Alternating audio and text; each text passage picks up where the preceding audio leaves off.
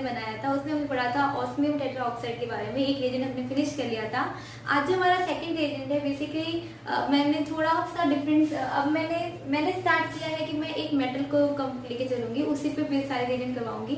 तो जैसे कि हम स्टार्ट कर रहे हैं मैग्नीज बेस्ड अब रिएजेंट से, एक दो सीरीज अब इसी की आएगी जिसमें हम मैग्नीज बेस्ड रिएजेंट को करेंगे। तो आज जो हम रिएजेंट पढ़ रहे हैं वैसे वो है जैकबसन की एपॉक्सीडेशन। सो बेसिकली ये एक एसिमेट्रिक एपॉक्सीडेशन है। इससे रिलेटेड बहुत सारे क्वेश्चन पूछे जाते हैं। एसिमेट्रिक सिंथेसिस एक ऐसा टॉपिक है जो आजकल काफी ज्यादा पूछे जाने लग गया है। मतलब नॉर्मल आपको नहीं देते हैं रिएजेंट, आपको इन्हीं में से कोई ना कोई देते थे कि शार्पलेस हुआ, जैकबसन हुआ, ये बहुत ही पॉपुलर और अच्छे क्वेश्चन इनसे बनते हैं और इनमें एक दो पॉइंट से ही बच्चे क्या कर देते हैं, गलती कर देते हैं। वेरी इंपॉर्टेंट रिएजेंट है, आप इसको वीडियो को ध्यान से देखिएगा। देखो सबसे पहला पॉइंट कि ये एसिमेट्रिक एपॉक्सीडेशन करता है, किनका करता है?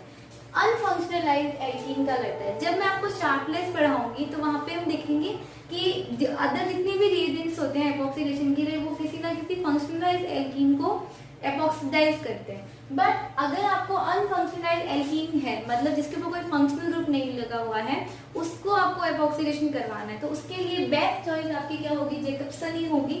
मतलब अगर कोई सिंपली आपको नॉर्मल साइड में कोई एल्कीन दिख रही है और उसका एपॉक्सीडेशन करवाना है, जैकबसन सिर्फ उसी को टच करेगा, फंक्शनल एल्कीन को नहीं करेगा।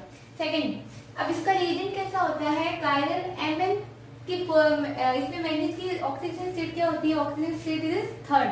सिलेन को यूज करते हैं विद सोडियम हाइपोक्लोराइड ब्लीच के साथ में इसको लेते हैं। अब देखो इसकी फॉर्मेशन और इसकी एक्टिव जो रिएजेंट होता है उसके बारे में देखो।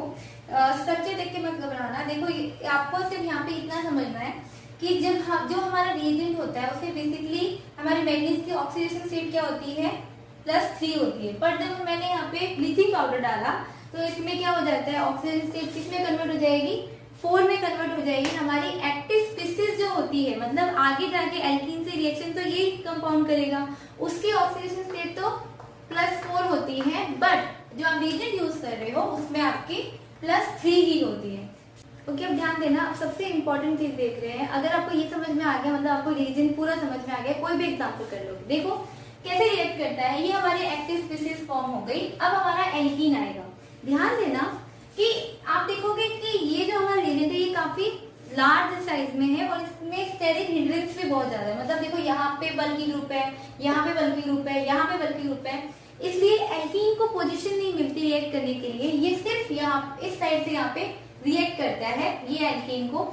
इसीलिए ये जो हमारा रिएजेंट रहता है ये एपॉक्सीडेशन जनरली किस एल्कीन का देता है? आपकी सिस एल्कीन का ही देता है। यही आपका देखो जब जो हमारा जैकबसन कैटालाइस्ट है वो हमेशा सिस एल्कीन को ही एपॉक्सीडाइज करता था।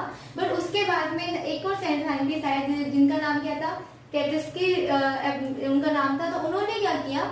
उन्होंने इसमें इसी रिएजेंट में थोड़ा सा वेरिएशन कर दिया जिससे वो ट्रांस एल्कीन को भी एपॉक्सीडाइज कर सकता है। बट जनरली आपको सिस एल्कीन देके ही पूछता है और सिस को ही ये मोस्ट प्रिफर्डली करता है। क्यों करता है वो आपको पता चल गया, स्टेरिक हिंड्रेंस की वजह से।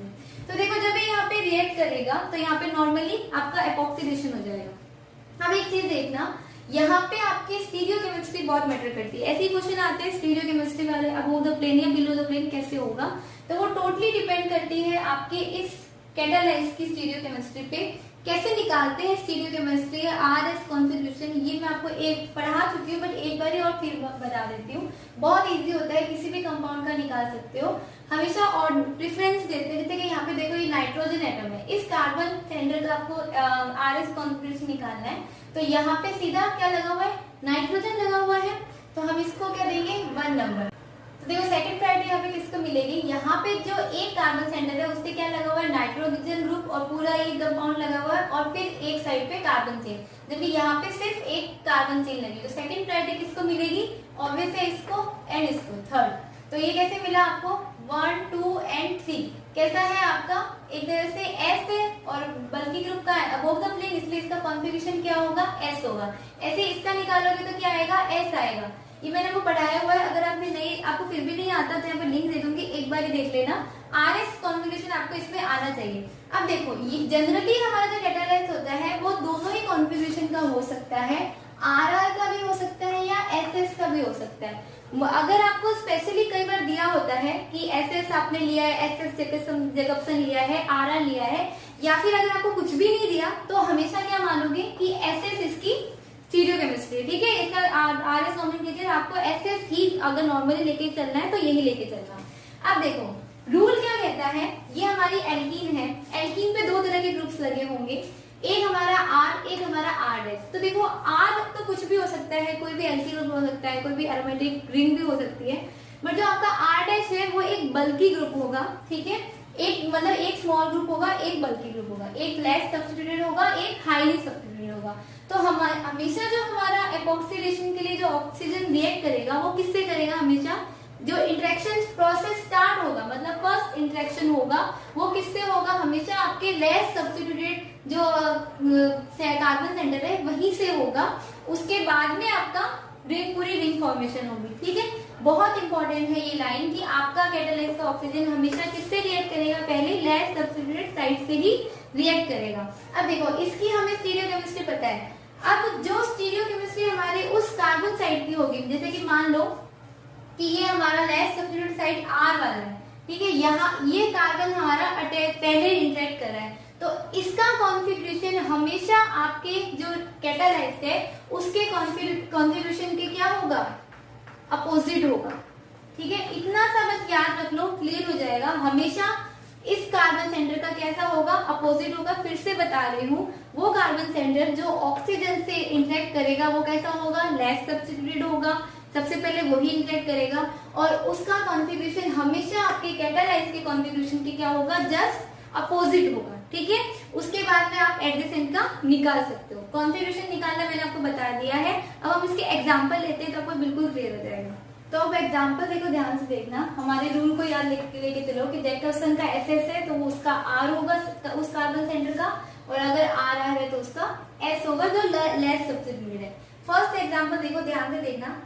सबसे पहले यहाँ पे देखो, ये जो बाहर एल्कीन है इसका एपॉक्सीडेशन होगा, लेस सब्स्टिट्यूट कौन सी है, ये वाला कार्बन सेंटर, यहाँ पे सिर्फ एक मिथाइल लगा हुआ है, मतलब इसका क्या होगा, यहाँ पे ऐसे ऐसे, तो इसका कॉन्फ़िगरेशन क्या आएगा, आपका R आएगा। तो यहाँ पे देखो R कॉन्फ़िगरेशन लाने के लिए सबसे पहले देखो कैसे भी आप अबोव द प्लेन या बिलो द प्लेन बना लो अपना, ठीक है। चेक कर लो कि अगर अबोव द प्लेन है तो इस सेंटर का अपोजिट आ रहा है कि नहीं आ रहा, ठीक है।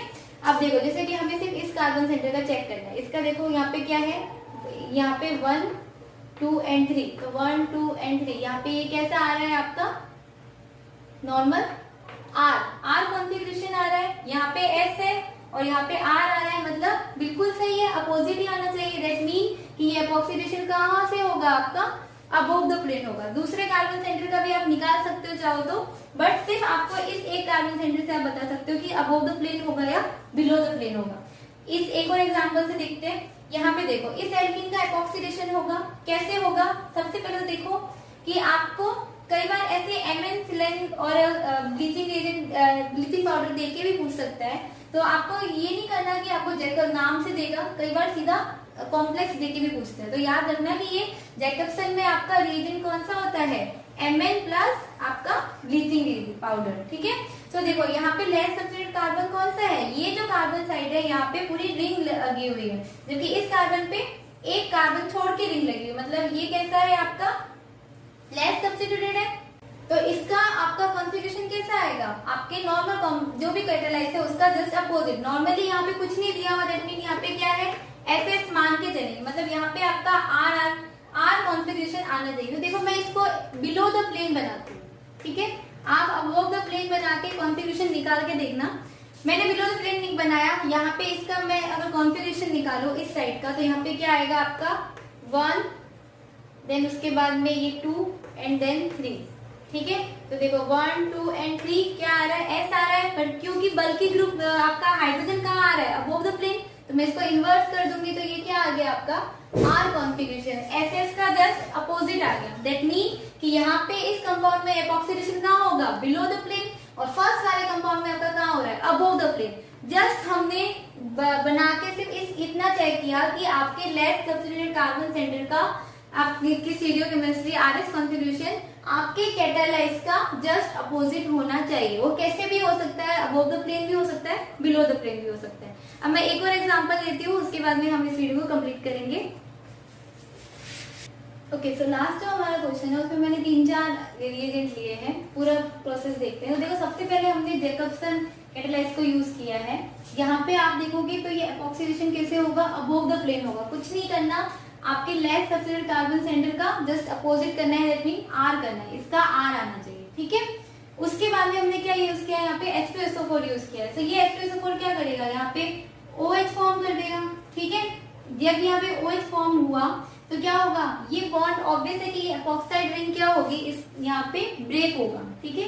ये ब्रेक हुआ, ये रिंग यहाँ से ओपन हुई, तो यहाँ पे आपको अबव द प्लेन क्या मिल रहा है, OH, और यहाँ पे क्या आ गया, इस कार्बन सेंटर पे प्लस चार्ज आ गया क्योंकि यहाँ से ब्रेकिंग हुआ। तो ये कैसा है, अबव द प्लेन, और यहाँ पे प्लस चार्ज आया। फिर हमने क्या यूज किया है, CH3Cl। तो CH3Cl कहाँ पे अटैक करेगा आपका, इस प्लस चार्ज वाले कार्बन सेंटर पे। यहाँ पे देखो, यहाँ पे ये आपका अबव द प्लेन OH है, और यहाँ पे आपका इसने क्या किया,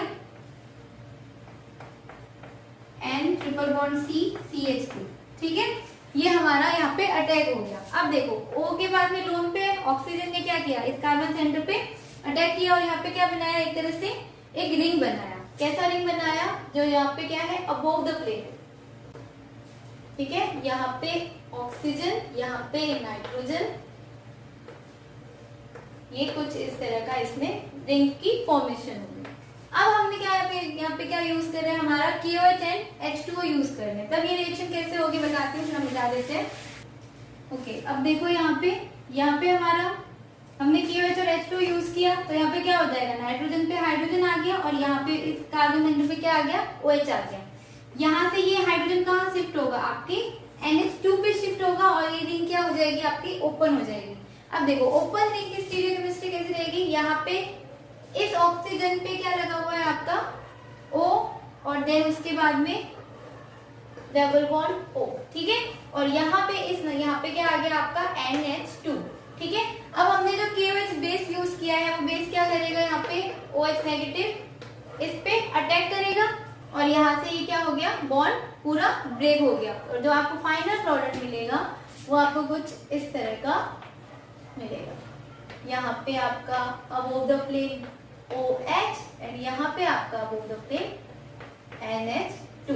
तो ये एक एग्जांपल था जिसके फर्स्ट स्टेप में हमने जैकबसन कैटालाइज को यूज किया, जिससे हमें हमारी स्टीरियो केमिस्ट्री पता चली, और आगे की नॉर्मल जनरल सी रिएक्शन थी। सो होपफुली ये वीडियो आपके लिए काफी ज्यादा यूजफुल रहा होगा। अगर आपको रिएजेंट सीरीज अच्छी लग रही हो तो आप प्लीज मुझे कमेंट सेक्शन में अपने रिव्यूज जरूर बताइएगा, and thank you for watching.